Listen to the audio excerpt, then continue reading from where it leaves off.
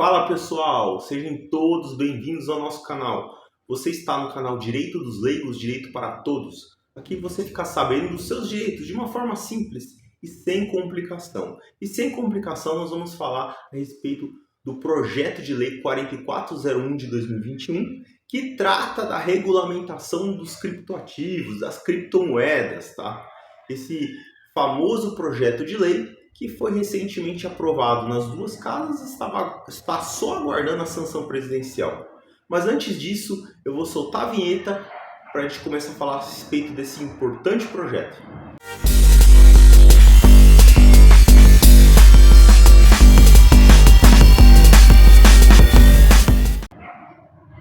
Então, pessoal, eu estou falando para vocês hoje, foi aprovado um projeto de lei que trata e regulamenta das criptomoedas, criptoativos ou dos ativos virtuais, como é chamado no projeto de lei.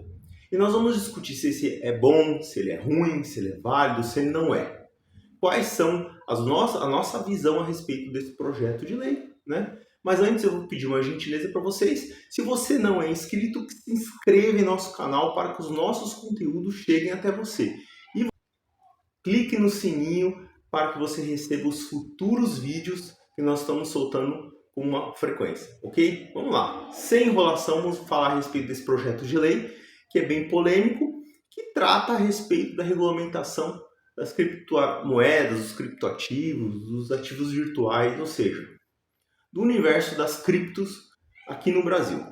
E ele já começa com alguns problemas, né? Mas eu vou primeiro ressaltar que esse projeto foca nas corretoras de criptomoedas, nas chamadas exchanges, que são nada mais que agentes de intermediação que fazem um papel entre compradores e vendedores. Uma pessoa que tem dinheiro, moeda, fiat, né, o dinheiro comum, que quer comprar criptoativos, ele utiliza dessa plataforma, dessa exchange, e do outro lado da ponta, a pessoa que tem um criptoativo, pode ser o Bitcoin, pode ser o Ethereum, a Solana, Cardano e outras milhares de criptos existentes, que ele quer vender esse criptoativo e trocar por dinheiro, tá? E tem essa função das exchanges. Tem outra função muito comum das exchanges, é que você pode trocar um tipo de criptomoeda por outro tipo de criptoativo. Por exemplo, você tem Ethereum, você quer trocar o Ethereum por Bitcoin, vice-versa. Então, basicamente, uma exchange faz esses tipos de transações, ok? E o que o projeto de lei ele visa é, principalmente, regulamentar esse setor, ok? Se ele vai ser bem sucedido ou não, já vou falar a partir de agora, belezinha? E o projeto de lei começa capengando, ele começa deslizando e saboando. Por quê? Porque ele tenta conceituar o ativo virtual, né? Que é a criptomoeda. Ele tenta conceituar, porque ele tenta, quando ele cria o dispositivo para regular aquele ativo, ele tenta dizer o que é esse tipo de ativo. Isso é normal no mundo das regulamentações. Por quê? Senão você pode criar confusões, criar interpretações, né, erradas, equivocadas por parte dos aplicadores da lei, e assim você pode prejudicar mais do que ajudar. Então a intenção do legislador ela foi boa. Pena que o tiro saiu pela culatra e a interpretação dada ela começa a dar fortes escorregões. Primeiro, que ela tenta dizer o que não é ativo virtual. E ao tentar dizer o que não é uma criptomoeda, o que não é um ativo virtual, objeto da lei, né, desta lei, que vai estar em vigor brevemente, no prazo de 6 meses, acaba escorregando. Por quê? Porque ela fala que não são ativos virtuais, ou seja, objeto dessa lei, moeda nacional. Até aí está ok, está no artigo 3º. Belezinha, moeda nacional é qualquer moeda, o real nosso, né? O real que é a moeda oficial do Brasil, até aí tudo bem. E fala também moedas estrangeiras.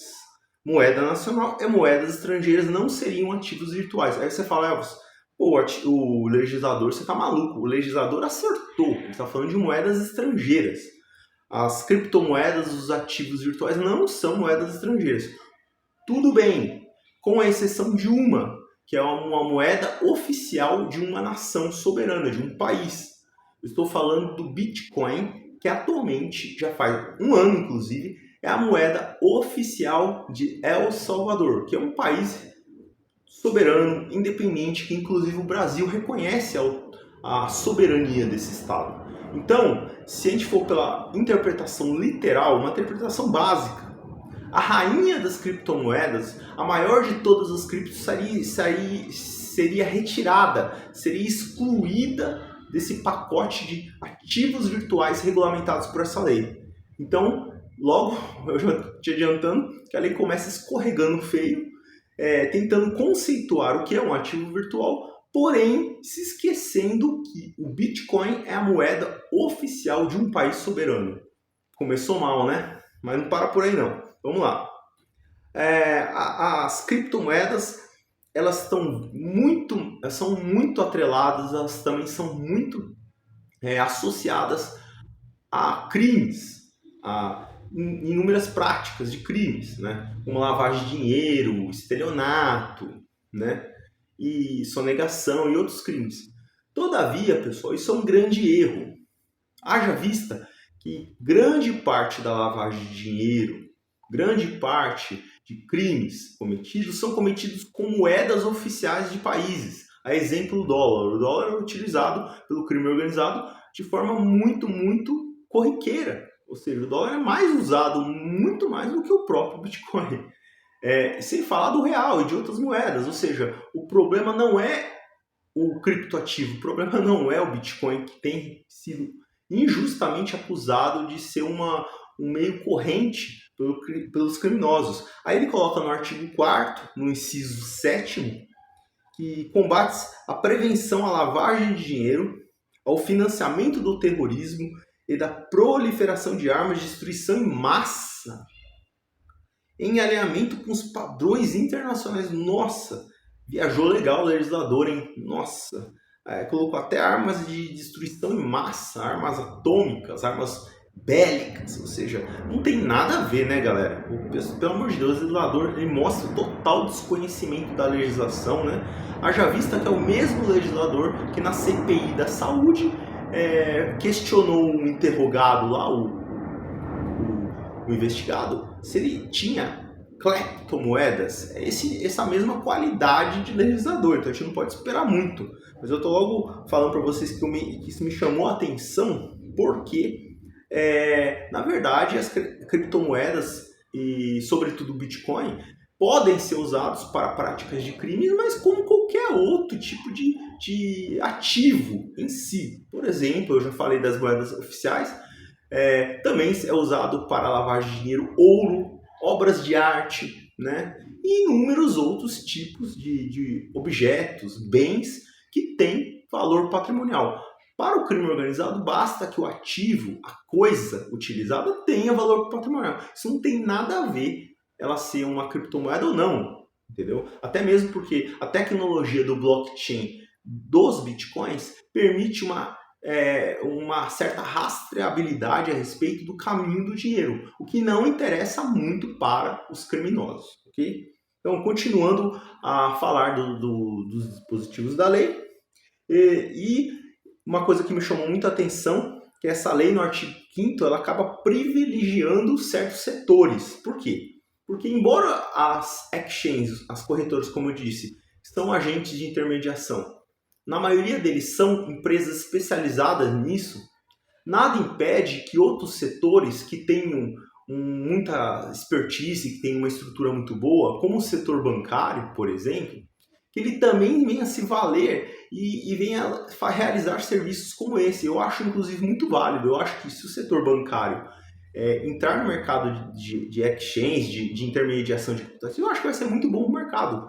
O problema é que até onde as regras do provável órgão regulamentador, que provavelmente será o Banco Central, será a autoridade que provavelmente fará a regulamentação a respeito dessa lei, até onde será feita uma regulação para beneficiar todo o mercado ou somente os amigos do rei? Aí que eu fico na dúvida.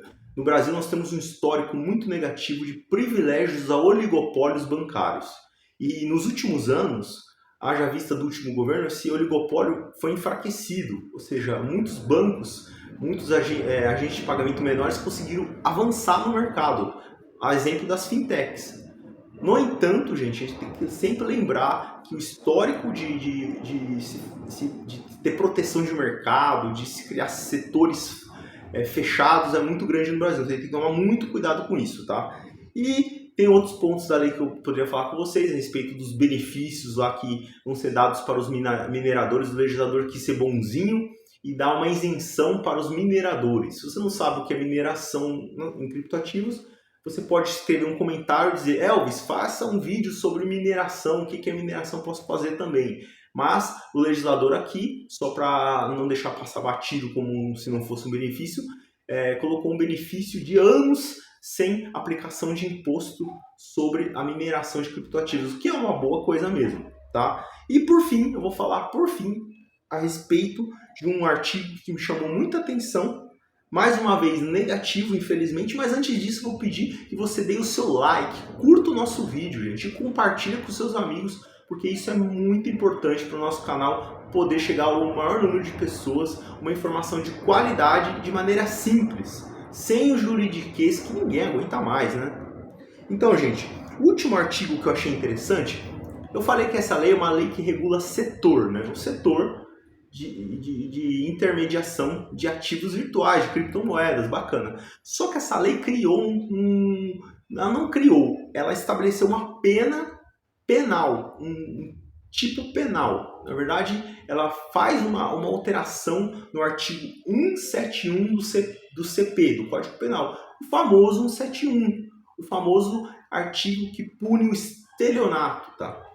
O artigo, que haja visto, é muito bom, ele já existe há décadas, foi escrito há muitos anos atrás, ele tem uma redação que ela não foi alterada por esse legislador, até porque a redação é boa. Só que o que chama a atenção, pessoal, é o preconceito do legislador que quis punir quem utiliza das criptomoedas para praticar o estelionato. Por que preconceito? Porque há uma punição muito pequena para o crime de estelionato no Brasil, por exemplo, fraude bancária, se alguém te passar algum golpe, tudo isso é estelionato. Toda manobra que a vítima sofre em termos de engenharia social, ela foi enganada de alguma forma, quase sempre vai cair na vala do estelionato, tá? E o estelionato tem uma pena muito ridícula, uma pena muito pequena no Brasil que já deveria ter sido revisada há muito tempo. É uma pena de 1 a 5 anos e multa de 500 mil réis a 10 contos de réis. É isso mesmo, está previsto isso na lei. Ou seja, por quê? Porque é uma lei tão antiga, é uma previsão de punição tão antiga que fala de contos de réis, gente. E uma pena ridícula. Ou seja, na prática, quase ninguém fica preso quando pratica esse tipo de crime que devasta vidas e famílias. No entanto, o legislador, de forma muito estranha, e eu posso até dizer preconceituosa, vai punir quem cometer o crime com estelionato, usando criptoativos, de uma forma mais grave, né? E eu já vou explicar isso, por que isso não tem nada a ver. A punição será de 4 a 8 anos em multa. Ou seja, se o estelionatário, o criminoso, o marginal, te passar um golpe com criptoativos, usando criptoativos, aí é cadeia para ele, meu amigo. Aí a pena é pesada. Agora, se ele te enganar, se ele passar a perna em você, utilizando dinheiro em real, tá? Utilizando fraude bancária, usando o trote do telefone, usando o famoso golpe do bilhete da loteria e inúmeros golpes da praça, aí não, meu amigo, aí é belezinha, aí, meu filho, você tá tranquilão, bandido. Aí o bandido tá tranquilão, ele pode fazer o que ele quiser, desde que ele não use criptoativos, desde que ele não use criptomoedas, o bandido pode pintar e bordar com outros tipos de estelionato. Essa é a mensagem que infelizmente o nosso legislador passou. Em vez de ele aproveitar a oportunidade e aumentar todas as penas de estelionato, aumentar as penas de estelionato, colocar de 4 a 8 anos para toda a forma de estelionato, aproveitaria essa oportunidade e faria um bem para a sociedade. Não. O nosso legislador, mais uma vez, fez besteira na entrada e na saída, ao criar uma pena maior, sem sentido nenhum. Conforme eu falei anteriormente, as criptomoedas elas não são o problema para que o crime organizado se propague. O problema um dos problemas é a falta de punibilidade, é a impunidade. E a impunidade o que vai fazer? Vai fazer o criminoso não utilizar criptomoedas, ele vai usar o que ele está fazendo atualmente, diversas outras modalidades. Ele vai enganar as pessoas de várias outras formas, mas não vai usar criptomoedas, até mesmo porque ele não precisa. Tem o Pix, o Pix tem sido um prato cheio na mão dos praticantes de estelionato. Enfim, mas o nosso legislador mais uma vez conseguiu ter a proeza de gastar os nossos recursos e o nosso suor, né, que são os nossos impostos, com mais um projeto inútil, na minha modesta opinião, é claro. Eu gostaria de saber, você gostou desse projeto de lei? Você achou ele legal? Dá uma olhada nele, dá a sua lida, tire suas próprias conclusões, escreva aqui nos comentários e fico te esperando aqui em próximos vídeos que nós vamos lançar a respeito de outros temas tão importantes que afetam o nosso dia a dia, tá? Muito obrigado mais uma vez e um forte abraço.